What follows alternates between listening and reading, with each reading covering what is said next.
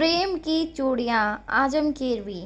नूरपुर गंगाजी के किनारे इलाहाबाद के जिले में एक छोटा सा गांव है। पंडित गिरधारी लाल उस गांव के जमींदार थे। रामाशंकर उनका इकलौता लड़का था। खेतीबाड़ी में बड़ी बरकत थी। घर में गल्ले का अंबार लगा रहता था। किसी बात की कमी न थी। पंडित रामलाल का लड़का राम जियावान जात का ब्राह्मण था। किसी जमाने में उसके खानदान में भी लक्ष्मी देवी का राज था, लेकिन गदर में उनका खानदान तबाह हो गया। जब उसने होश संभाला तो वो यतीम था। पंडित गिरधारी लाल ने उसकी परवरिश की और बड़े होते ही अपने यहाँ प्यादों में नौकर रख लिया। राम जियावान बड़ा कसरती पहलवान था। गौ उसकी 40 उम्र से कुछ ज़्यादा हो गई थी। फिर भी नूरपुर का तो क्या जिक्र, आसपास के गांव में भी उसकी जोड़ का कोई दूसरा पहलवान न था। पंडित गिरधारी लाल के यहाँ 4 रुपया माहवार तनख्वाह मिलती थी। हर फसल पर 10-12 मन अनाज भी मिल जाता था। घर में एक अच्छी जात की गाय थी। उसके लिए भूसा आसामियों से मिल जाता था। जब पंडित राम जियावान अखाड़े में डंड पेलकर सुबह को अपनी गाय का ताज़ा दूध पीकर, लंबी पगड़ी बांधे हुए और इलाहाबादी मोटी लाठी कंधे पर रखकर गांव में आसामियों से लगान वसूल करने चलते तो रौब सा छा जाता। जो काम किसी और प्यादा से ना होता तो उसे राम जियावान महाराज के सुपुर्द किया जाता। घर में उनकी बीवी दुर्गा और एक लड़की प्रेम प्यारी के सिवा कोई भी न था। रामशंकर और प्रेम प्यारी में 1 साल की छोटाई बड़ाई थी। रामाशंकर की पैदाइश के 1 साल के बाद राम जियावान महाराज के घर में लड़की पैदा हुई तो रामाशंकर की माँ तिया ने लड़की का नाम प्रेम प्यारी रखा। गांव में ऐसे नाम कम रखे जाते हैं, लेकिन जमींदारों का नाम रखा हुआ कैसे बदलता। फिर भी राम प्यारी को लोग प्रेम से प्रेमा कहने लगे। रामाशंकर और प्रेमा बचपन से ही एक जगह उठे बैठे, खेले कूदे और गुरुजी के यहाँ एक साथ पढ़े। भला उनमें मोहब्बत क्यों न होती। सुबह के वक्त खाक धूल में लथपथ होकर धरौंदे बनाना दोनों का एक निहायत पुरलुफ्त खेल था। नूरपुर के पूर्व फिजा मैदान में गंगाजी के किनारे गुड़ियों का मेला लगता तो गुड़िया अपने ससुराल जाती। प्रेमा हाथ पांव में मेहंदी रचाती, अपनी गुड़ियों को गहने कपड़े से सजाकर विदा करती। गंगा जी के किनारे जाती तो रामा भी साथ जाता और जब प्रेमा अपनी खूबसूरत गुड़ियों को पानी में फेंकती तो रामा अपनी खुशी रंग नीम की छड़ी से प्रेमा की गुड़ियों को पीटता और खूब खुश होता। बहरहाल ऐसा इत्तेफाक हुआ कि खेल ही खेल में दोनों में लड़ाई हुई।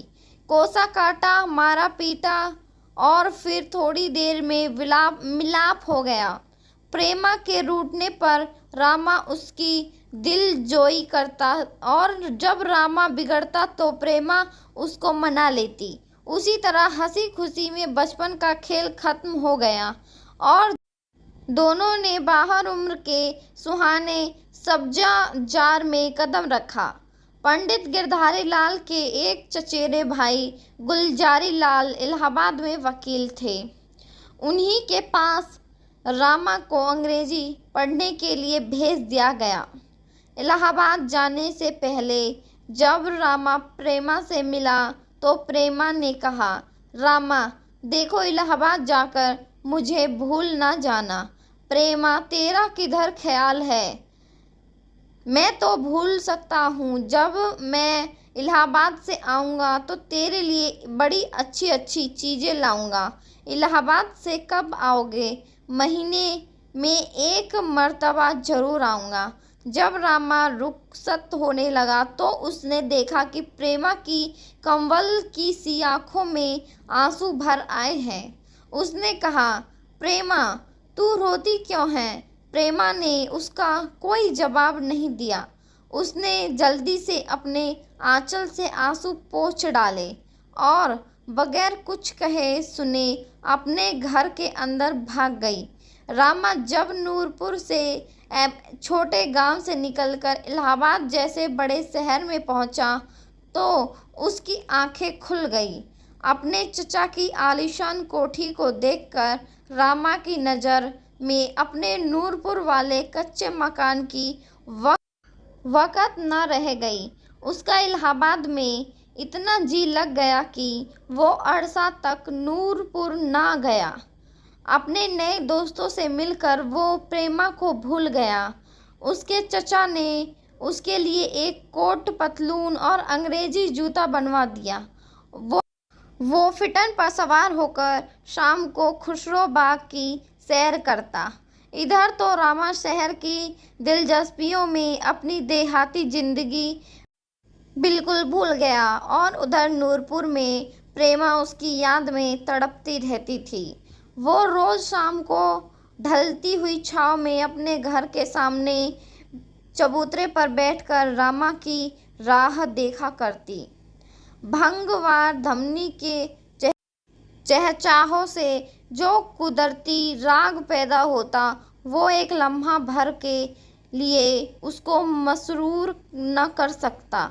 बरसात के मौसम में जब काली काली रातें सर पर होकर बिजली चमकती, बादल गरजता, मोर चिंघाड़ते, झिंगुर अलापते तो रामा की याद में प्रेमा की आंखें सावन भादों की तरह झाड़ियाँ लगा लेती। खुदा खुदा करके गर्मियों की छुट्टियों में पूरे एक साल में के बाद रामा इलाहाबाद से वापस हुआ। जिस वक्त वह गांव में पहुंचा, दिन डूब रहा था और भैंसें चारागाह से वापस हो रही थी। सूरज देवता की सुनहरी सुआहों से गायें रंगी हुई ऐसी मालूम होती थी जैसे गंगा जी में चमकते हुए तारे। ग्वाले विहरा गाते हुए चले आ रहे थे। कहीं कहीं पर छोटे छोटे बच्चे मिट्टी में खेल रहे थे। गांव की बहुएं घड़े लिए गंगा जी से पानी भरने जा रही थी।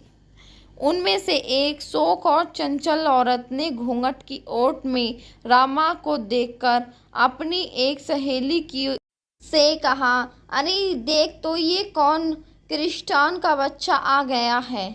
उसकी सहेली ने गौर से रामा को देखकर कहा, अरे ये तो रामा है। क्या तू नहीं जानती? ये हमारे जमींदार का लड़का है। अरे यही वही रामा है जो धोती कुर्ता पहने गांव के लड़कों के साथ खेलता फिरता था। मैंने बिल्कुल नहीं पहचाना था, और पहचानती कैसे, आज तो ये अंग्रेजी कपड़े पहनकर आया है। देहाती जिंदगी में एक बिरादराना उन्स होता है जो शहरी जिंदगी में नहीं पाया जाता। गांव के छोटे बड़े, अमीर और गरीब सब उसी रिश्ते में बंधे रहते हैं। चुआचे रामा के आने पर खबर पाकर जगदेव लाहौर, फुल्ली बनिया, रमजान जोलाहा, जिगरवा धोबी, कालिका काछी, अधीन आहिर, राम जियाना महाराज वगैरह रामा को देखने आए और दुआ देकर चले गए। गांव में बैठकर रामा को प्रेमा की याद आई। रात को किसी तरह से उसने बसर, लेकिन सुबह उठते ही उसके मकान पर पहुंचा। राम जियावान गंगा स्नान करने गए हुए थे। दुर्गा धान कूट रही थी। रामा ने कहा, मौसी प्रणाम। कौन रामा? जीते रहो भैया, भगवान तुम्हें बनाए रखे। आओ आओ, अच्छे तो रहे। यह कहती हुई दुर्गा ने आवाज़ दी, प्रेमा, ओ प्रेमा, देख तेरे रामा बाबू आए हैं। इनको बैठने के लिए कुछ आसन तो दे। प्रेमा चौके में दूध गर्म कर रही थी। माँ की आवाज़ सुनकर वो जल्दी से उठी और एक खटोला लाकर बिछा दिया। रामा को ख्याल था कि प्रेमा सामने आते ही खूब घुल मिलकर बातें करेगी, उससे इलाहाबाद का हाल पूछेगी, लेकिन ऐसा नहीं हुआ। प्रेमा बदन चुराए आंखें नीची किए हुए आई और एक खटोला बिछाकर फिर चौके में वापस चली गई। रामा ने दुर्गा से कहा, मौसी प्रेमा क्यों भाग गई, मुझसे बात क्यों नहीं करती? दुर्गा ने चिल्लाकर कहा, प्रेमा कहाँ चली गई? जरा एक गिलास दूध और मलाई तो डालकर ला, भैया को खिला दे। हंसकर, प्रेमा बड़ी पगली है, तुमको जो 1 साल भर के बाद देखा तो सामने आते हुए शर्माती है। देहाती लड़कियां बड़ी ना समझ होती हैं। रामा, मौसी मैं भी तो देहाती हूँ। दुर्गा, भैया तुम्हारी और बात है, तुम्हारा और प्रेमा का मुकाबला ही क्या। तुम पढ़े लिखे हो, लेकिन प्रेमा तो बिल्कुल गंवार है। बस वही तुम्हारे साथ गुरुजी से कुछ हिंदी किताबें पढ़ी थी, क्या इतने से ही वो समझदार हो गई? नहीं भैया नहीं, वो बड़ी जाहिल है। देखो ना, कई मर्तबा पुकार चुकी हूँ, लेकिन अभी तक दूध लेकर नहीं आई। रामा ने उठकर कहा, अच्छा तो मौसी मैं खुद ही उसके पास जाता हूँ, देखूँ तो वो मुझसे क्यों नहीं बोलती है। ये कहता हुआ रामा चौके में घुसा और दुर्गा हंस हंस कर लौट गई।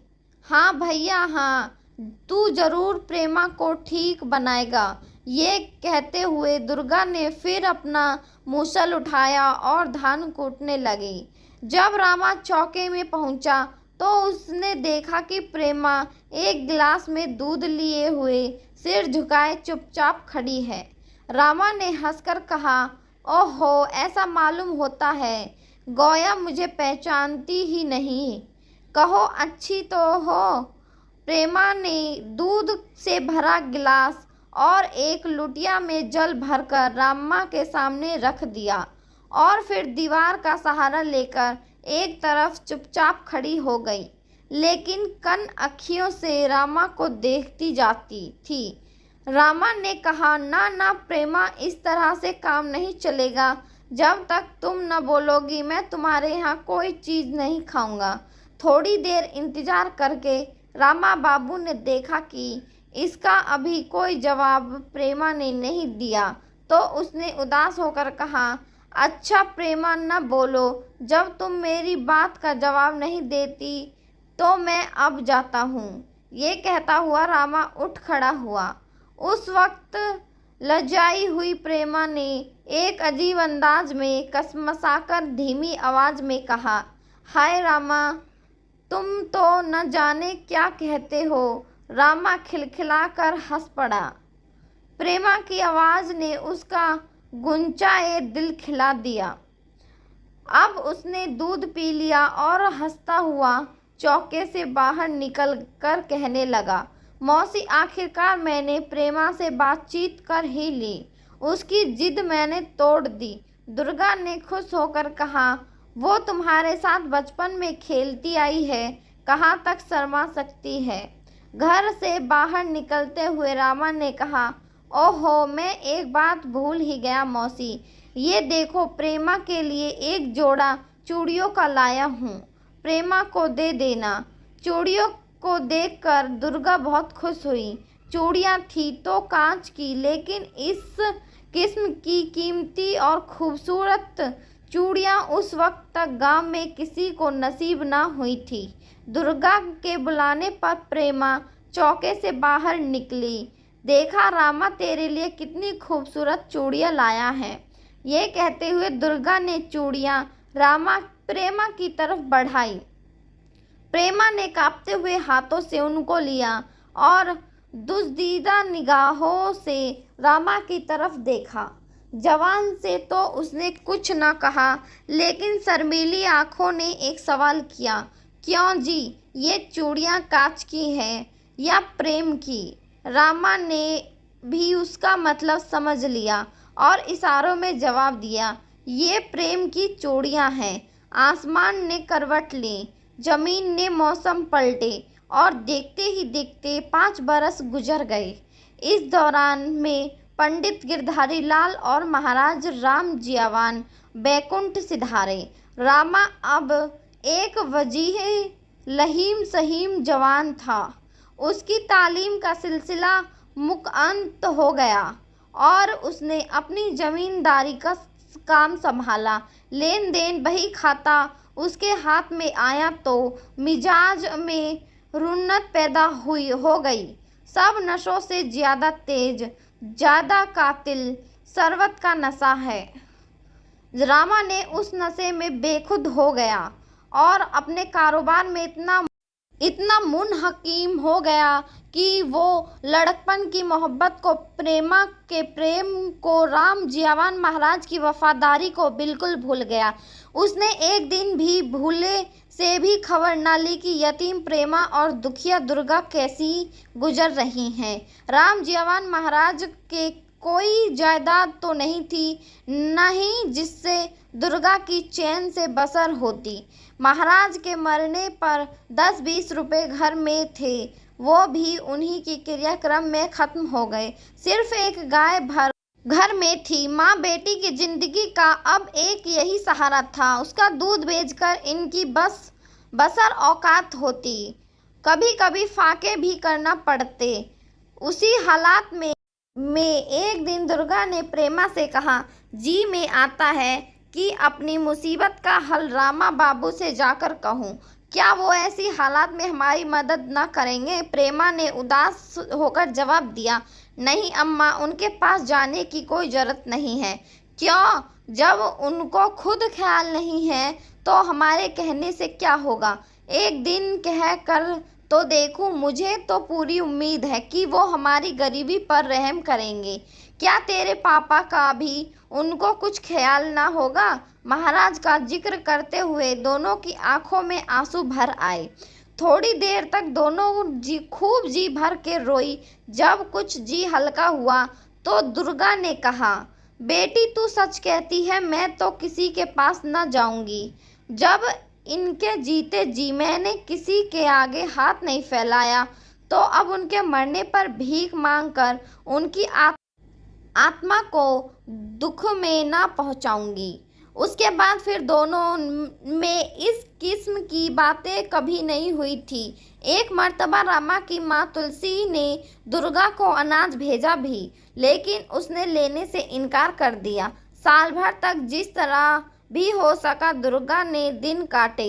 फटे पुराने कपड़ों को सीकर किसी तरह काम चलाया। लेकिन बरसात में एक नई मुसीबत आई। उनका घर छाया ना गया था। बरसात में कई दिनों तक मूसलाधार पानी बरसा तो उनके मकान का एक हिस्सा गिर पड़ा। वहां गाय बंधी हुई थी, दबकर मर गई। नई मुसीबत ने उन परेशानियों में इजाफा कर दिया। घर में 2-4 चांदी के जो जेवर थे वो भी बिक गए। प्रेमा ने रामा की दी हुई चूड़ियां एक कपड़े में बांधकर टपारी में रख दी थी। रामा की यही एक यादगार थी। प्रेमा ने सोचा कि अगर वो इनको पहने रहेगी तो टूट जाएंगी। फिक्र ए माश बड़ी बुरी बला है। दुर्गा अब खेतों और चारागाहों से गोबर उठा लाती। प्रेमा उपले थापती और दुर्गा गांव में बेच लाती। कभी गोबर न मिलता तो मुसीबत होती, कभी कोई उपले चुरा ले जाता तो फाके करने पड़ते। दुनिया का अजीब हाल है। कोई हंस रहा है, कोई रो रहा है। किसी का घर भरा हुआ है, किसी को खाने को नहीं है। कोई रो रो कर जिंदगी काटता है, लेकिन कोई पुरसान हाल नहीं। रामा की 20वीं सालगिरह का दिन था। दरवाजे पर मर्दों और घर में औरतों का हुजूम। एक तरफ घी और एक दूसरी तरफ तेल की पूरियां पक रही थी। घी की मोजिन मोटे ब्राह्मणों के लिए, तेल की फाका कसनीचों के लिए। रामा का घर सौधी सौधी मिट्टी की खुशबू से महक रहा था। औरतें सुहाने गीत गा रही थीं। बच्चे खुश होकर दौड़ते फिर रहे थे। मालिन फूलों का गजरा, केले की शाखें लाई। कुम्हार नए नए चराग लाए और हंडियाँ दे गई। बारी सब्ज ढाक के पत्तल और दौने दे गए। कुम्हार ने आकर कलसा में पानी भरा। बढ़ई ने रामा के लिए नई पीढ़ी बनाई। नाइन ने आंगन लीपा और चौक बनाई। रामा ने नहा धोकर अपने नए कपड़े पहनकर तैयार हो गया। एक पंडित जी खड़ाऊ खट खट करते हुए विराजमान हुए।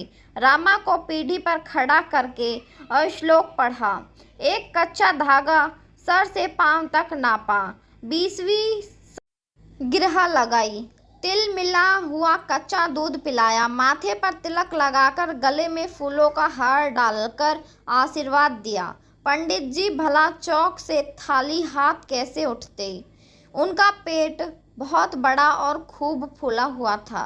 तुलसी ने भी उस मौके पर पंडित जी को खूब दक्षिणा दी और पंडित जी हंसी खुशी घर से रुखसत हुए। उनके बाद नाई, धोबी, भाट, कुम्हार, माली वगैरह की बारी आई और उनको भी इनाम से खुश कर दिया गया।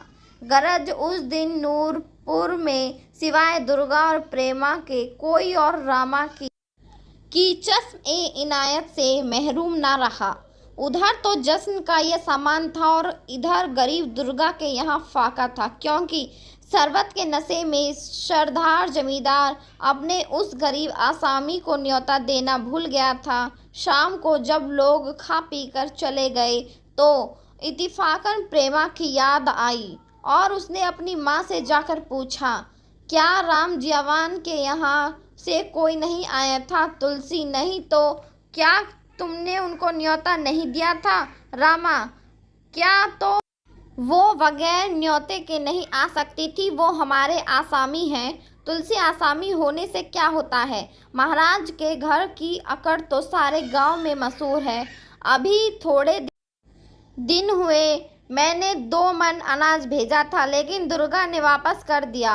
वो औरत अपने को न जाने क्या समझती है। जब तक महाराज जिंदा रहे उनका आना जाना रहा, उनके मरते ही उसने हमारे यहाँ आना छोड़ दिया। भला बगैर न्योता वो हमारे यहाँ आने क्यों लगी? रामा चुपचाप अपनी माँ की बातें सुनता रहा।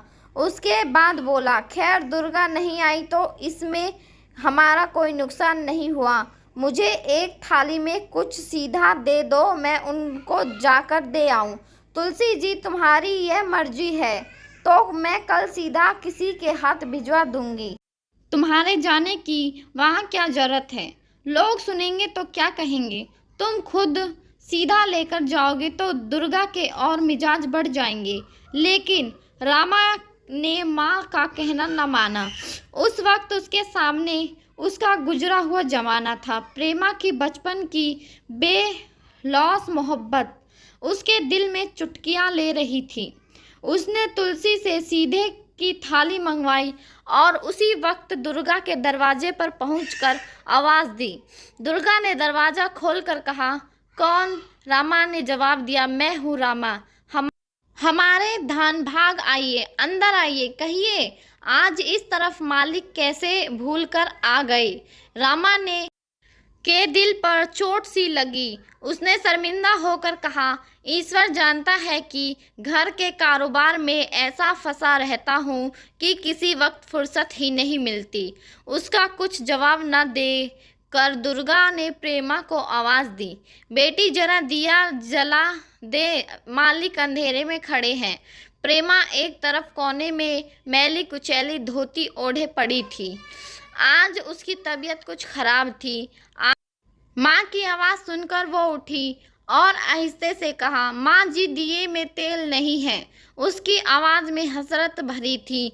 गो प्रेमा को रामा ने ना देखा, लेकिन उसकी आवाज़ सुन ली। और दिया जलाने की कोई ज़रूरत नहीं है, मैं अब जा रहा हूँ। माँ जी ने तुम्हारे लिए थाली में कुछ भेजा है।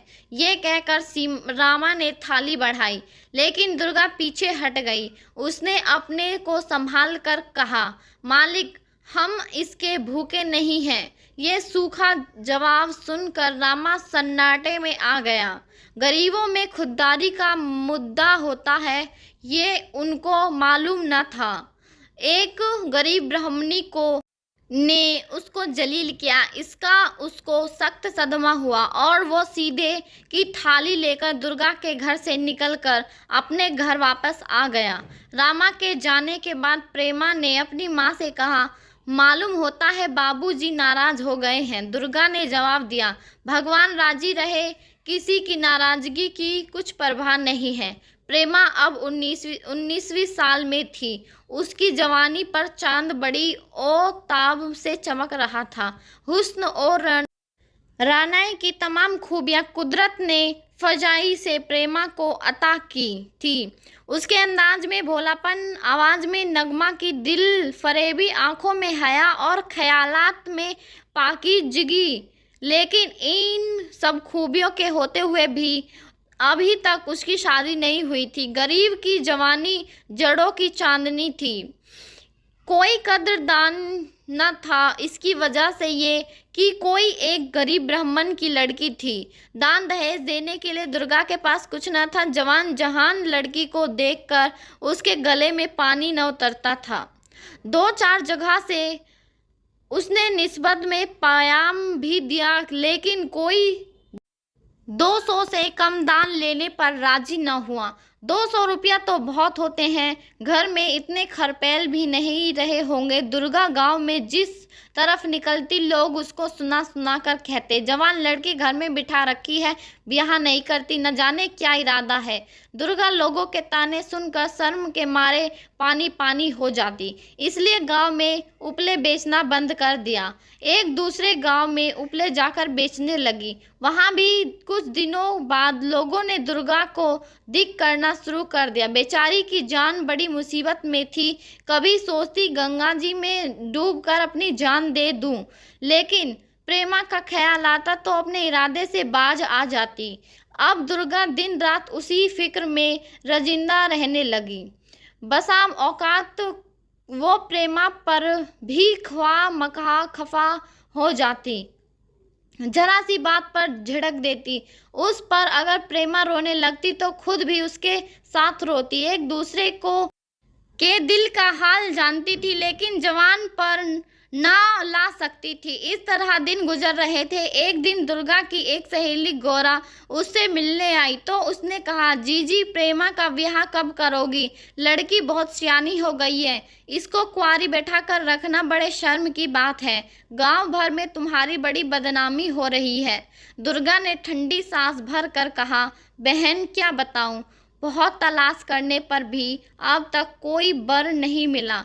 गौरा, ये तो मुझे भी मालूम है, लेकिन खामोश रहने से तो काम न चलेगा। मेरे ख्याल में तुमको अब देरी न करनी चाहिए। दुर्गा बहन, तुम्हें प्रेमा को कहीं ठिकाने लगा दो, बड़ी कृपा होगी। गौरा ने कहा, अच्छा मैं देखूंगी। ये कहकर गौरा चली गई। 2-4 दिन बाद वो फिर आई। उसने आते ही दुर्गा से कहा, जीजी मिठाई खिलाओ, मैंने प्रेमा के लिए वर ढूंढ लिया है। दुर्गा ने खुश होकर कहा कहाँ गौरा, महाराज बंसीधर को तो जानती हो? दुर्गा, वही न जो अमृत में रहते हैं। गौरा, हाँ हाँ वही। दुर्गा, उनकी तो उम्र भी ज्यादा है, वो अब शादी क्यों कर रहे हैं? गौरा, उम्र जरूर ज्यादा है, लेकिन इससे क्या होता है? वो मर्द है, उनकी उम्र का कौन ख्याल करता है? उनकी जितनी उम्र है, इस उम्र में तो बहुत से लोग ब्याह करते हैं। और जीजी बुरा न मानो तो मैं कहूँ, तुम्हारी लड़की भी बहुत सियानी है। वर बिल्कुल छोकरा होने से तो काम नहीं चलेगा। मेरा कहना मानो तुम इस मौके को हाथ से न जाने दो। बड़े अमीर है, 20-25 बीघे मौरूसी काश्तकारी है, तालाब बाग सब ही कुछ तो है। और सबसे अच्छी बात तो ये है कि वो कुछ दान दहेज भी न लेंगे। कहो मंजूर है कि नहीं? दुर्गा बंसीधर के साथ प्रेमा का विवाह करने के लिए कभी राजी न होती, लेकिन जब उसने सुना कि दान दहेज भी न देना पड़ेगा तो मजबूरन राजी हो गई। गौरा, एक बात और है, वो ये कि कल कुछ औरतें महाराज बंसीधर के यहाँ से प्रेमा को देखने आएंगी। दुर्गा बहन, ऐसा तो मेरे यहाँ कभी नहीं हुआ, पर मेरा मैका खागा में है। वहाँ जब तक ब्याह नहीं हो लेता ससुराल वाले लड़की को नहीं देख सकते। गौरा, खैर तुम एक काम करो, कल सवेरे प्रेमा को नहला कर साफ कपड़े पहना देना। अमृत से जब औरतें आएंगी, मेरे यहाँ आएंगी, मैं किसी बहाने से प्रेमा को अपने घर बुला ले जाऊंगी। इस तरह वो प्रेमा को देख लेगी, इसमें कोई हर्ज न होगा। दुर्गा ने खुश होकर कहा, हाँ ये तरकीब ठीक होगी। अच्छा तो अब मैं जाती हूँ। ये कहकर गौरा अपने घर चली गई। दुर्गा आज बहुत खुश थी। उसने अपनी पिटारी खोलकर एक फटी पुरानी धोती और श्लोका निकाल कर धोया और उसकी मरम्मत कर दी। सुबह गौरा के से ये सब बातें हुई और शाम तक गांव भर में इसकी खबर हो गई। जिस किसी ने भी सुना कि दुर्गा अपनी फूल सी लड़की का विवाह बूढ़े खूसट वंशीधर से करने वाली है, उसने अफसोस किया। लेकिन दुर्गा ने किसी के कहने सुनने की कुछ परवाह न की। उसको इसके सिवा कुछ ख्याल ही न था। जिस तरह भी प्रेमा का विवाह हो जाए और दान दहेज ना देना पड़े, बदनामी होगी तो क्या, फर्ज से सब सुबुकदोष तो हो जाएगी। प्रेमा से भी कोई बात छुपी ना रही। सब कुछ जानबूझकर भी वो कह ही क्या सकती थी। वो दर्द ए सर का बहाना करके शाम को लेट रही थी और चुपके चुपके सारी रात आंसू बहाती रही। सुबह एक काजिफ का वक्त था। चांद धुंधली धुंधली रोशनी डाल रहा था। दुर्गा ने प्रेमा को बुलाकर, बेटा जल्दी से उठ और गंगा माई में स्नान कर आ ले। ये श्लोका और धोती इसको नहाकर पहन लेना। हाँ खूब याद आया, जरा ठहर जा। दुर्गा ने अपनी पिटारी खोली और उसमें से रमा को की दी हुई कांच की चूड़ियां निकाली और बोली, तेरे बदन पर कोई जेवर नहीं है, मैं अब तुझे बनवा दूंगी। आज तो ये चूड़ी पहन ले, ये भी बहुत खूबसूरत और कीमती है। प्रेमा अब तक खामोश सर झुकाए बैठी थी। चूड़ियों को देखकर यकबारगी चिल्ला उठी, नहीं माँ नहीं, मैं तुम्हारे पाँव पड़ती हूँ, मैं इन चूड़ियों को नहीं पहनूंगी।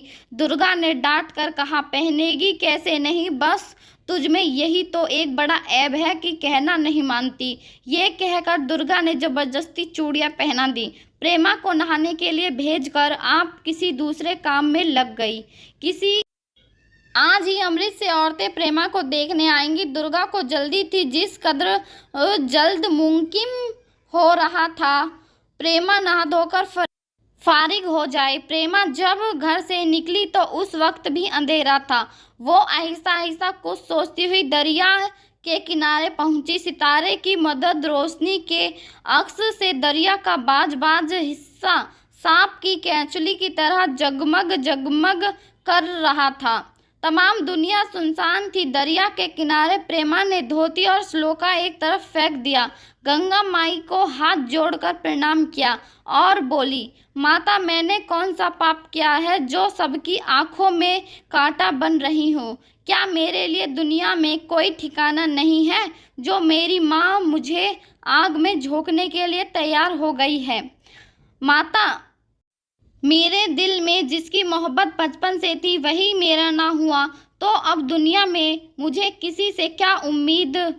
माता, क्या तुम बता सकती हो कि रामा ने मुझे क्यों भुला दिया? माता, तुम जवाब क्यों नहीं देती हो? अच्छा मैं समझ गई, तुम कहती हो कि उनका नाम जपो, लेकिन मैं तो उनका नाम आज से नहीं बल्कि बालेपन से जपती रही हूँ, फिर भी वो मेरे नहीं हुए। माँ, मैं धरती माता की पीठ पर बोझ हो रही हूँ।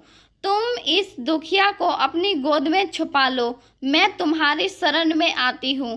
प्रेमा की फरियाद सुनकर चांद की थिरकती हुई किरणें बालू पर लौटने लगी और गंगा माई की लहरें अपना सिर पटकने लगी। प्रेमा आगे बढ़ी, फिर कुछ सोचकर रुकी और अपने हाथों से चूड़ियां उतार डाली और ये कहकर, मैं तो प्रेम की चूड़ियां पहने हुए हूँ, इन कांच की चूड़ियों की जरूरत नहीं। उनको तोड़कर एक तरफ जमीन पर फेंक दिया। जिन चूड़ियों को वो कभी अपनी जान और दिल से ज़्यादा अजीज समझती थी, उन्हीं चूड़ियों को आज उसने खुद अपने हाथों से तोड़ डाला। पानी में एक कदम बढ़ाया, उसी वक्त किसी की आवाज़ सुनाई दी, प्रेमा प्रेमा ठहरो, मुझसे गलती हुई, मुझसे भूल हुई, तुम मुझे माफ़ कर दो। तुम मेरी गलती की सज़ा तुम्हारा जो जी चाहे दे सकती हो, लेकिन जो कुछ तुम करने जा रही हो ये सज़ा मेरे लिए नाकाबिल ए बर्दाश्त होगी। प्रेमा जोर और ताकत से कांच की चूड़ियां तोड़ी जा सकती हैं, लेकिन प्रेम का बंधन में प्रेम की चूड़ियों का अतुल्लक कभी टूटने वाला नहीं है। उसके तोड़ने की ताकत तुम में भी नहीं है और मुझ में भी नहीं है। प्रेमा, मैं जो नहीं कर सका उसको तुम भी नहीं कर सकती। ये रामा की आवाज़ थी, जो इत्तेफाकन उस वक्त गंगा स्नान करने के लिए वहां आ गया था। उसने प्रेमा की फरियाद सुनी, प्रेमा का खूबसूरत चेहरा देखा, प्रेम की चूड़ियां तोड़ते हुए उसको फेंकते देखा। उसने आगे बढ़कर टूटी हुई चूड़ियों को उठा लिया, साबुत रहने पर भी, जिनकी उसने कभी कदर न की थी। मामूली कांच की चूड़ियों आज टुकड़े टुकड़े होकर उसके दिल पर तीर और नस्तर का काम कर गई। दिल की गहराइयों में ख्वाबदीदा मोहब्बत ने एक करवट ली। बचपन की मोहब्बत ने जोर मारा और कब्बल इसके कि प्रेमा अपनी चांद सी सूरत को गंगा माई की लहरों में छुपा ले। रामा ने फुर्ती के साथ आगे बढ़कर प्रेमा को अपने दोनों हाथों से पकड़कर पानी से बाहर निकाल लिया। जिस तरह हवा के झोंके से दरखत का एक एक पत्ता कांपने लगता है, उसी तरह रामा ने जब प्रेमा की बाह पकड़ी तो जो से मोहब्बत से प्रेमा का एक एक उब्ज कांप उठा और वो रामा के चरणों में झुक गई। मोहब्बत के आंसू दोनों की आंखों में बह निकले। उस वक्त बाद ए शहर मस्ती से झूमने लगे, तारे गायब हो गए और सुबह हो गई। रंज व गम का कहीं निशान भी नहीं रहा। कुछ दिनों के बाद अच्छी शासत में रामा ने प्रेमा के साथ बड़ी धूमधाम के साथ ब्याह किया। दुर्गा इस मुबारक शादी के बाद भी कई साल तक जिंदा रही, लेकिन उस वजदार और आन पर मरने वाली औरत ने अपनी झोपड़ी छोड़कर दामाद के यहाँ रहना कभी गवारा न किया। उम्मीद आपको मेरी यह कहानी अच्छी लगी होगी, और अगर अच्छी लगी है तो प्लीज़ मेरी वीडियो को ज़्यादा से ज़्यादा लाइक करें, शेयर करें और कमेंट करें, और मेरे चैनल को सब्सक्राइब ज़रूर करें ताकि मैं आप लोगों के लिए ऐसी कहानियाँ लाती रहूँ। धन्यवाद।